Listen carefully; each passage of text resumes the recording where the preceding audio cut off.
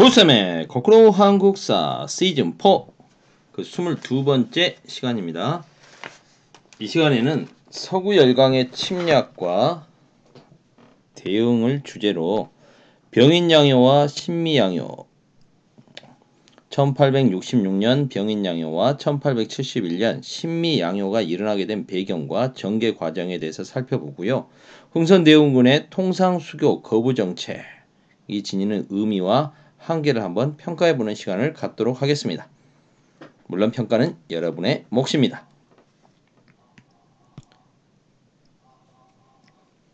병인박해와 제너럴 셔먼호 사건 56년에 맞죠? 1856년에 2차 아편전쟁이 일어나고 1858년 텐진 조약을 맺었으나 청나라 황제가 이걸 거부하죠. 그래 대해서 다시 이제 영프 연합군이 베이징까지 점령하는 사태가 생깁니다. 그걸 이제 1860년에 러시아가 중재를 하게 되죠. 그래서 베이징 조약을 맺게 되는데요. 그 베이징 조약 결과 지도가 바뀌게 됩니다. 동북아시아에서 지도가 바뀌게 되는데 바로 러시아가 연해주를 차지하게 됩니다. 러시아가 연해주를 차지했다는 것은 무슨 의미일까요? 러시아가 조선과 국경을 맞닥뜨리게 되었다는 의미. 그럼 이제 러시아는 조선에 더욱더 통상 요구를 강하게 푸시하겠죠. 흥선대원군은 이 러시아의 압박을 좀 극복하기 위해서 프랑스와 접촉을 시도합니다. 하지만 실패하죠. 대원군은 처음부터 프랑스, 왜 하필은 프랑스였을까요? 우리가 알고 있는 유일한 서양인들이 프랑스인들이죠.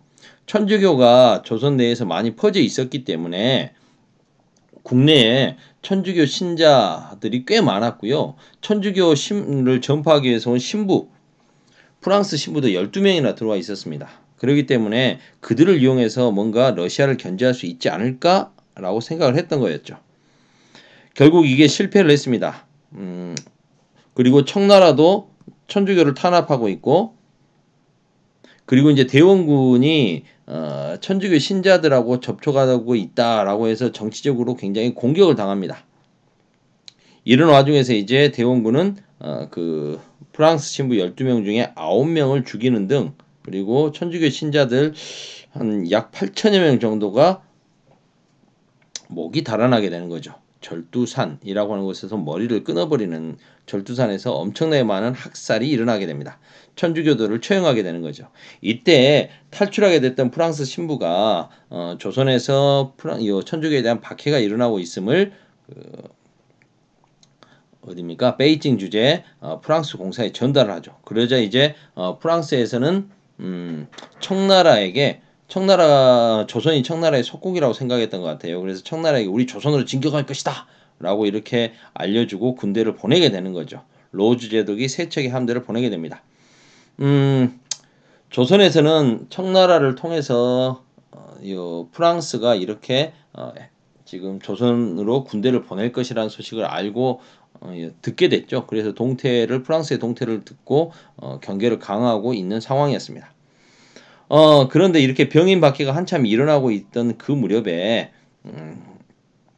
미국 상선 제너럴 셔먼호, 배 이름부터가 좀 수상합니다. 셔먼 장군 배, 이건 그냥 상선이라고 하지만 단순하게 무역하는 배가 아니고요.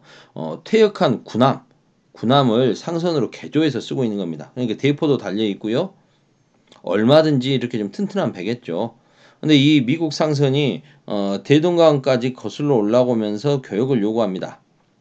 당시 평안감사였던 박 교수는 우리나라는 통상수교를 거부하고 있으니 미안하지만 돌아갔으면 좋겠다라고 통상수교 거부를 안내하고, 대신에 뭐 필요한 거 있으면 식량이라든가 뭐 이렇게 땔감 등은 제공해 주겠다라면서 우호적으로 대했습니다. 그런데 이 제너럴 셔먼에서 포를 쏘고 이거 교섭하러 갔던 우리나라 사람들을 관리를 인질로 잡고 행패를 피우죠.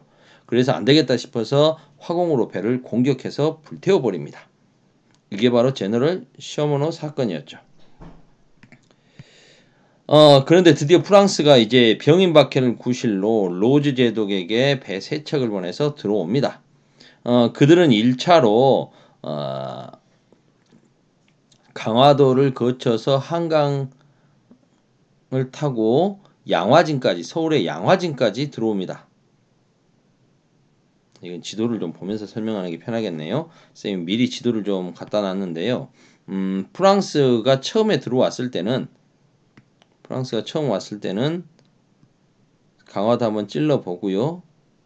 한강을 거슬러 올라가서 양화진까지 한번 한번 길을 돌아보고 가는 거죠. 하지만 우리의 저항이 예상외로 세니까 그대로 일단 돌아갑니다. 그랬다가 이제 어떻게 한다? 더 군대를 증강시켜서 오는 거죠. 7척의 배에다가 이제 해병대까지 동원해서 들어옵니다. 들어와서 강화성을 점령하게 되는 거죠. 이 와중에서 이제 일부 부대 정탐을 위해서 한강변으로 경기도 쪽으로 들어오게 되는데요. 문수산성에서 한성근이 이제 그들의 정찰 부대를 격퇴시키기도 했고요. 그리고 그들은 이제 정족산성 쪽으로 들어가고 있었는데 여기에서는 양원수가 포수들을 잔뜩 데리고 준비하고 있었던 거죠. 그래서 오히려 프랑스 군대를 물리쳐 버립니다. 여기서 이제 프랑스군은 결정적으로 사기가 저하돼서 이제 철수하게 되는데 얘들이 철수하면서 강화 읍성 안에 있었던 외교장각의 많은 도서와 그 조선 왕실의 보물 등을 훔쳐서 달아나게 되는 겁니다. 한번 본문에서 살펴볼까요? 프랑스는 병인박해를 구실로 쳐들어왔습니다. 그리고 강화도를 점령하죠. 조선에게 병인박해 책임자를 처벌하라, 통상조약 맺자 이런 걸 요구했습니다. 하지만 앞서서 말씀드렸듯이 문수산성에서의 한성근 그리고 가장 결정적인 것은 정족산성의 양원수 부대가 제대로 프랑스 군대를 물리치죠. 그러자 프랑스는 이제 외교장각에 있던 도서라든가 책자, 그 다음에 은괴,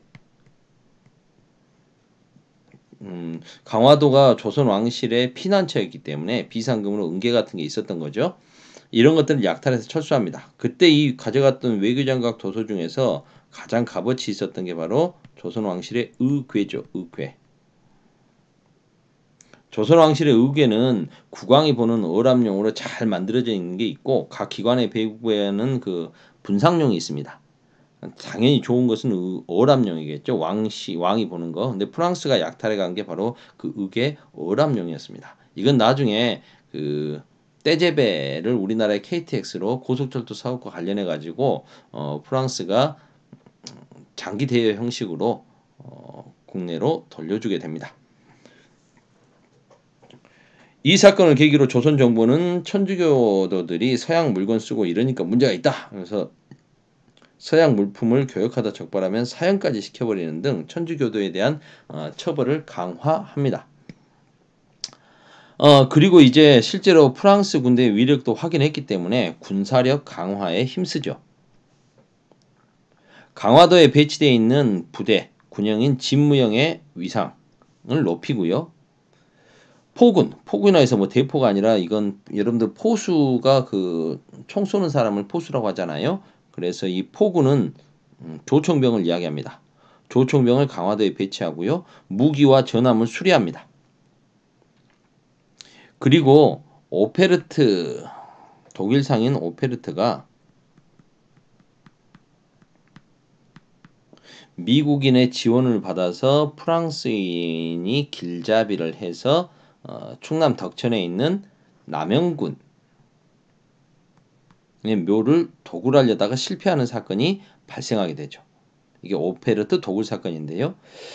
이 사람들은 조선인들이 효를 중요시 여기니까 지금 현재 집권가인 고종 왕의 실제 친할아버지 아버지인 흥선대원군이 있고 이제 흥선대원군의 아버지가 남영군이거든요. 그래서 지금 왕의 할아버지, 친할아버지의 시신을 잡고 시신을 가지고 개항 이런 것들에 대해서 협상을 해보려고 했던 거죠. 효를 중요시 여기니까 이 사람들은 이렇게 할 것이다. 이걸 자기들이 도구를 해서 협상을 하면 응할 것이라고 생각했던 거죠. 근데 이건 조선에 대해서 잘못 생각한 거죠. 조선은 이렇게 돼버리니까 흥선대원군은 얘들은 정말 금수 동물만도 못한 놈들이구나. 절대 한 하늘을 이고 살 수 없는 놈들이구나 라고 생각해서 더욱더 척화의 기치를 높이 올리게 됩니다. 그리고 이제 신무기를 개발하는데 앞장서죠. 뭐 이때 재밌는 짓거리는 아니고 짓거리라고 하긴 뭐하고 재밌는 노력들을 많이 합니다. 중국의 서적들을 연구해서 기뢰의 일종인 수레포를 제작해서 실험하기도 하고요. 그 다음에 그 제너럴 시어머너 있지 않습니까? 대동강에 이제 그 수장됐던 제너럴 시어머너에서 엔진이라든가 기관, 엔진 기관 같은 걸 건져 올립니다. 그래가지고 이걸 고쳐가지고 우리도 한번 증기기관을 이용해서 함선을 만들어 볼까? 그래서 실제로 막 실험도 해보기도 하고요. 자체 제작도 해보는 겁니다. 그리고 면제 배갑이라고 그래서 우리나라에서는 뭐 그걸 세계 최초라고 이야기도 합니다만 천을 여러 겹 겹쳐가지고 일종의 방탄복을 만드는 거죠. 방탄 효과는 굉장히 나름 있었다고 합니다. 그런데 이제 문제는 이게 이제 물기가 젖어버리면 너무 무거워서 실제로 활동하기 힘들었다고 합니다. 이게 군인들이 뛰어다니고 혹시라도 뭐 비를 맞게 되거나 이러면 땀도 흘리게 되고 물에 젖을 수 있지 않습니까? 이래야 될 때 너무 무거워서 그런 문제가 있었다고 하지만 방탄복도 개발을 합니다. 각종 화포도 개발을 하고요. 이렇게 신무기들을 개발 자체 힘으로 자주국방이라고 해야 되겠죠? 노력을 합니다. 드디어 미국이 제너럴 시어머너가 이제 조선 근처에서 행방불명 됐다는 사실을 알고 이제 계속 추적하다가 어떻게 된 거냐에 다 드디어 알아낸 거죠. 그래서 제너럴 시어머너 사건에 대해서 해명을 요구하며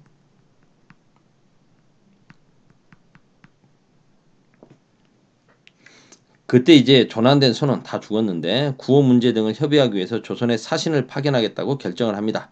청나라를 통해서 우리 함대를 파견할 것이고 조선과 협상하겠다는 의사를 전달하죠. 근데 당연히 조선은 그걸 거부합니다. 근데 미국은 이제 조선의 반응은 뭐 기대하지 않습니다. 이건 어차피 명분이니까요. 공격을 해오죠. 미국의 육전대, 해병대까지 동원돼서 좀 씁쓸한 게 미국이 육전대, 해병대를 만들고 나서 최초로 투입해본 실전 투입한 전투가 바로 신미양요였다고 합니다. 그렇게 해서 미 해병대가 강화도에 상륙을 하게 되고요. 덕진진을 점령합니다. 그리고 광성보를 공격하죠. 이때 이제 어제연 장군이 미군과 싸우다가 끝까지 항복하지 않고 싸우다가 이제 죽음을 맞게 되는 거죠. 당시 이렇게 참전했던 미국의 슐리 소령 같은 경우엔 자신의 그 회고문, 이건 우리 교과서에도 있으니까 여러분들 한번 보기 바랍니다. 이들은 굉장히 인상적으로 조선군의 투쟁을 저항을 받던 것 같아요. 자신들은 이렇게 용감한, 이렇게 형편없는 무기 가지고 저렇게 결사적으로 싸우는, 영웅적으로 싸우면서 죽어간 병사들을 본 적이 없다. 가족과 국가를 위해서 이보다 더 용감하게 싸운 그런 병사들, 전사들은 본 적이 없다라는 글을 남기죠. 이건 여러분들 최근에 그 미스터 션샤인이라고 하는 드라마 거기에 뭐 1회인가 2회인가에 그 장면이 잘 나와요. 우리가 나중에 기회가 되면 뭐 문화 콘텐츠로 역사 이해 하면서 한번 학생 참여형 수업을 해볼 텐데요. 거기 한번 기회가 되면 보도록 하겠습니다. 이때 그 면제 배갑을 입고 열심히 싸우는 조선 병사들의 모습도 보이고요. 정말 그 슐리 소령의 회고처럼 두려움 없이 가족과 국가를 위해서 처절하게 싸우고 싸우다 죽어간 조선 병사들의 모습도 잘 묘사되어 있습니다. 패배 이후에 이렇게 승리하고 나서 조선군은 아니 그 미군은 그때 당시 어제연 장군의 장수 깃발인 대장 깃발인 숫자기를 전리품으로 가져가죠. 사진 한번 볼까요? 그래서 숫자기를 어제연의 숫자기를 자신들의 배에다가 실어놓고 기념사진도 찍고 가져갑니다.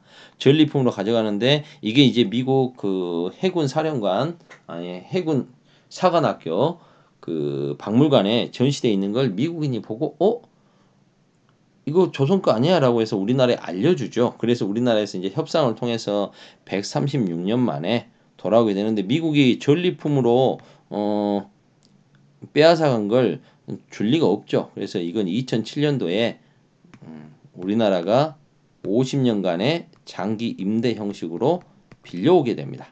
이렇게 해서 136년 만에 돌아오는데 이제 임대를 해서 50년 지나고 나서 다시 또 뭐 갱신하고 이렇게 해서 이제 우리가 갖고 있게 되겠죠. 하지만 소유는 미국 해군 사관학교 소속으로 사관학교 박물관 소속으로 소유로 되어 있는 거죠.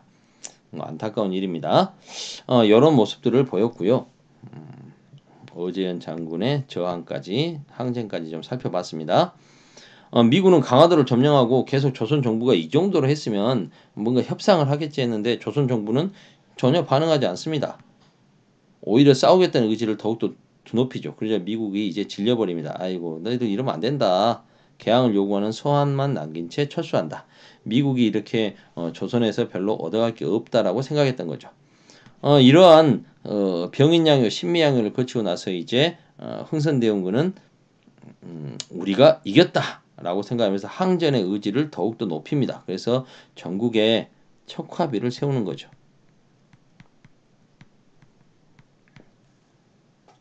서양과 통상을 거부한다 라는 의미로 서양과 통상을 한다는 것은 결국 나라를 팔아먹는 것이다 라고 하면서 항전 의지를 드높인 겁니다. 이 척화비는 나중에 이모군란 이후에 일본 공사의 요구로 다 이제 뭐 철거가 됩니다. 그게 뭐 다시 곳곳에 아직도 남아있죠. 척화비는 뭐 적지 않게 볼 수가 있습니다. 자, 좋습니다. 오늘은 여기까지 하겠네요. 푸셈의 거꾸로 한국사 22번째 서구 열강의 침략과 조선의 대응이라는 주제로 살펴봤습니다. 오늘은 여기까지 끝!